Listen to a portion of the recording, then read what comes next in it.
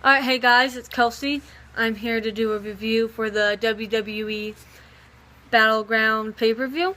So, let's start with the pre-show. I didn't really watch a whole ton of it. I saw brief glimpses of Fandango versus Adam Rose. Not a very exciting match, it's the pre-show. So you're not going to get top-of-the-line action. Nothing to really say about that match. Adam Rose won. Good for him. Not a big fan of his character. But let's move on to the second match of the pre-show. Naomi versus Cameron. And they've been feuding, breaking up. Dactyls no more. But a horrible match. And, it's just with the talent. Cameron is not good on the ropes. She botched a whole ton. And did not do very good wrestling. She did better entertaining with slaps and insults and stuff. But Naomi could have done a lot better if she had talent that knew what they were doing, could wrestle. I wasn't a big fan of that match. And it is the pre-show, so luckily it stayed there. Let's get to the main event. Main event show, Battleground. First match we had was Usos versus Wyatt. That match, unbelievably, was great. I loved it. I'd give it 10 out of 10. Super entertaining, unpredictable. You didn't know what was going to happen next. I believe Wyatt's got the first fall. For you guys who don't know, it was Usos versus Wyatt in a tag team title match, 2 out of 3 falls. So the Wyatts got the first fall, and the Usos got the second. But let's backtrack a little bit. One thing I like that Harper does, and I love it, he does it all the time, is the gator roll. Now, I practice jiu-jitsu, so I've experienced the gator roll. I know what it feels like to be put in a hold, and know what it's like to put the hold on someone. Great hold, I love it. One of my favorites to do in jiu-jitsu. Super fun. Definitely wears you down. It's great. Also, one thing that I loved was how Rowan superplexed, excuse me guys, Jimmy and Jey Uso. That was incredible to pull that off. I couldn't believe it. It was absolutely great. Super excited. And that's when I thought it was over, The Wyatts dominated most of the match, especially with that Rowan superplexing them. I thought it was over. I thought they were going to get the 1, 2, 3, be the new tag team champions. But no, they kick out.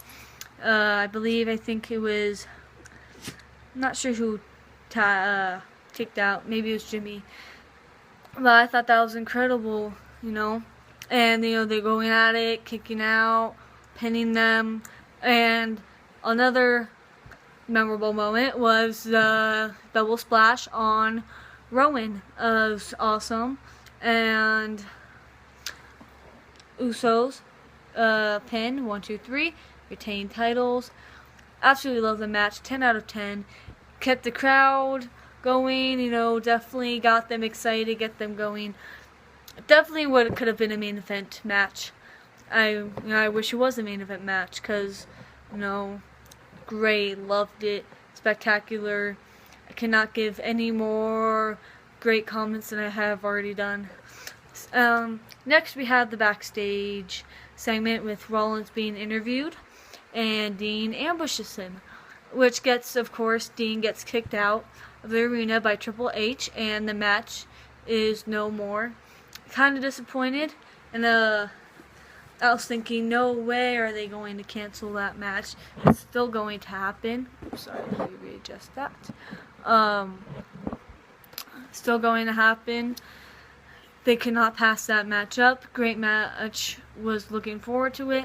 It ended up not happening, but a guy on Twitter pointed out it's great build-up for SummerSlam. Very good build-up. So now I can't wait to see what else is coming out of this feud.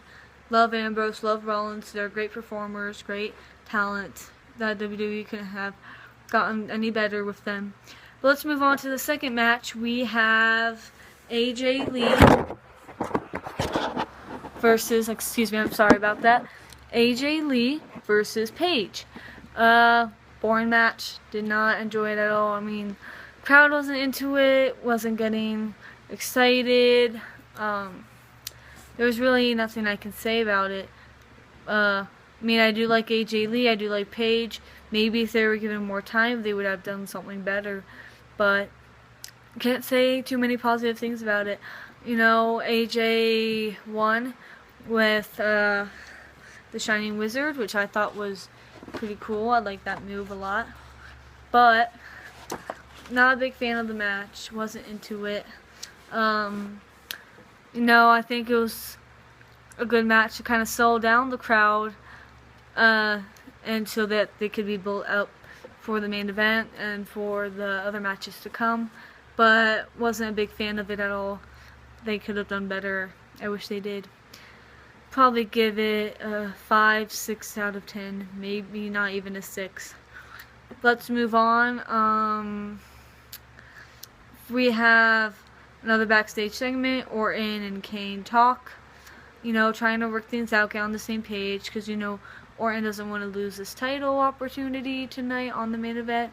So, of course, you know, they reconcile, get on the same page, and that comes with that. So now we move on to the third match, Rusev versus Swagger. Again, wasn't very happy with the match. Rusev won via countout. Swagger hit his head on the pole, which ultimately led him to his loss. And of course, before the match started, Lana cut her little promo, and they were even speaking about the past current event that just happened recently, with the Malaysian air flights crashing over Ukraine. And I thought that was interesting because, you know, some current events you just don't mention. WWE thought that'd be okay. I certainly liked how they did that because great fire starter, great to get the crowd riled up. So their promo was good. The match itself wasn't excited, but again, hopefully a better build up for SummerSlam pay-per-view. And, you know, guys, not every pay-per-view is going to be good, but if you think about future long-term, the build up for SummerSlam will be great. I think SummerSlam will be a great event. I got the network, so I only pay, you know, $10. So I'm excited to see what the network has to offer with SummerSlam and what WWE gives out. And, you know, after the Rusev Swagger match, we have the Stardust and Goldust segment. I don't know what to say about Stardust. He's an interesting character. Crazy, lunatic, weirder than Goldust. I'm not a big fan of the new Stardust gimmick, but it makes sense, and I'm excited to see what they have going. So now the fourth match, supposed to be Rollins versus Ambrose, but, you know, Ambrose was kicked out of the building earlier that night, so Rollins won via forfeit. And as Rollins was leaving, Ambrose ambushed him. You know, now they're getting into the crowds. They eventually make it back to the announce tables and the floor. Security comes, and you know, Ambrose was getting carried out. Rollins attacks again. Back and forth attacks. Eventually, Ambrose gets carried out. I wish there was more, but it really wasn't much. And of course, I'll just tell you this now because I can't remember when it happened. But it was later on in the evening. Rollins was heading out to his car, leaving the event. And again, another ambush from Ambrose. Ambrose popped out of Rollins' car trunk and attacked him. Rollins ended up escaping with his car, though. So, another great build-up to SummerSlam. I can't wait for the match. I'm really hoping their SummerSlam match would be no disqualification. I think that would be great. You know, I just went to a live event a few weeks ago, and I saw them wrestle. Great match. I love these guys. They're amazing talents, like I said before. Can't ask for better guys. Let's move on to Wyatt versus Jericho. Another, you know, not a great match. I mean, it was very slow paced in the beginning. The crowd wasn't really with it. They were kind of, I guess you could say bored, you know. I think if Jericho and Wyatt were to pick up the pace, it would have been a much better match. And, maybe it's just because the build-up wasn't great either. No, Jericho just returned a few weeks ago. I think it was after Payback, or, yeah, I believe it was, or maybe just 2-3 weeks ago. And, there could have been a better build-up to the match. I wasn't really looking forward to it, wasn't really with it at the time. Nothing else I can say. I mean, they were going back and forth, Jericho had some nice drop kicks, but it wasn't very, good. At the end, Jericho ends up winning it with the code breaker, and that was unexpected. I thought he was going to win with the walls of Jericho. One thing I did like that Wyatt did was the contortionist crab walk. I don't know how you what you call that. Just cool move. Creeps fans out. Creeps the opponent out. Big fan of Wyatt. Can't wait to see what he does at the SummerSlam event and see if he continues to feud with Jericho. That'd be interesting to see. And now, after that, we have the Intercontinental Championship Battle Royal. I really like this match. I didn't really like the outcome of the match, but the wrestling was great. I wasn't sure if the camera guy was doing this on purpose, but you saw Miz sneak under the bottom rope, and then you also saw the camera guy kind of point to him, and you could see Miz wasn't eliminated. The commentators didn't call it. And so you knew something was up. So I'm not sure if the camera guy meant to do that, because it kind of spoiled the outcome for me. I knew Miz was going to win it. But, of course, Woods and Ryder, first two out of the match. Not very surprising. I wish Ryder would have more success. I guess he's just not one of those guys. Moving on to the last parts of this match, we have Sheamus and Ziggler face-to-face. Miz is still out of the ring, pretending to be injured. So Sheamus and Ziggler go at it. And Ziggler ends up eliminating Sheamus. Ziggler thought it was won. And I knew Miz comes in, eliminates Ziggler, and Miz is the Intercontinental Champion. Not a big fan of the outcome. I wish, with his recent return, of course, he's going to get a bit of a push. I really wish they pushed Ziggler instead.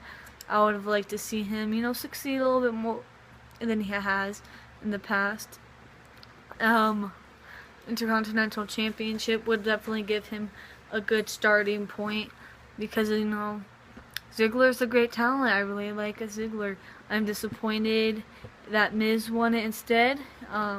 Hopefully, maybe, there'll be like a Ziggler versus Miz feud. Or, earlier Barrett said that he was going to take the championship back once he returns from injury. If that were to happen, I'd be okay with that. Maybe that would lead to another champion like Ziggler. But, Miz won it. Good for him. I'm not really expecting much out of this title run for him. It's just something for him to do since he's here, because he did that filming for Marine 3. Just another matter of time until he starts making another movie and he's out of action for a while. But let's move on to the main event. It's Fatal 4-Way for the WWE World Heavyweight Championship. Kane versus Orton versus Cena versus Reigns. Let me tell you guys now, I'm not a big fan of Reigns at all. I do not like how he talks on the microphone, not a big fan of his promos. I think he could use some work on that, but again, that's my opinion. What do I know? I'm not a wrestler. But that's just my opinion. I wish, he'd be more comfortable on the mic. It kind of seems he's tense. I'm not asking for another John Cena. I'm not asking for another Punk or Ambrose. I really like Ambrose on the mic, but I feel like he needs to be comfortable in his own shoes talking. His wrestling's okay, it isn't horrible. Does need to expand his horizon a little bit in my opinion, But the match itself was okay. Nothing really memorable and exciting about it. Kane starts off being Randy Orton's little bodyguard as Randy Orton pins either Cena, Reigns. You know, Kane is making sure that whoever is out of the ring or in the ring isn't interfering in Orton's pin. But you know, eventually they do clash. Orton and Kane go at it, and you know, Authority doesn't want Kane to, you know, not side with them. He wants Randy and Kane to be on the same page so that Randy can win it and the championship goes back to Authority. But of course that doesn't happen. Not very surprised at the outcome again. I'm glad Cena won it because, you know, I just didn't think this was the time for a title change. Didn't think there was a wrestlers in that match that should have become the new champion, especially Reigns. I do not want to see him champion it. You will see him champion in the future. I can guarantee you that. Hopefully that's the same for Rollins and Ambrose as well. Those guys are amazing. Love to see them as a WWE champion one day. But I guess, again, no memorable moments. I mean, the one thing I liked is that Reigns put Orton through the barricade, but nothing exciting. Cena retains, and, you know, big pop from the crowd. Mixed reviews, I guess. Mostly, you know, cheers, a little bit of boos. So, you know, we still have the 15-time world champion, you know. If you haven't heard, there's always a plan C.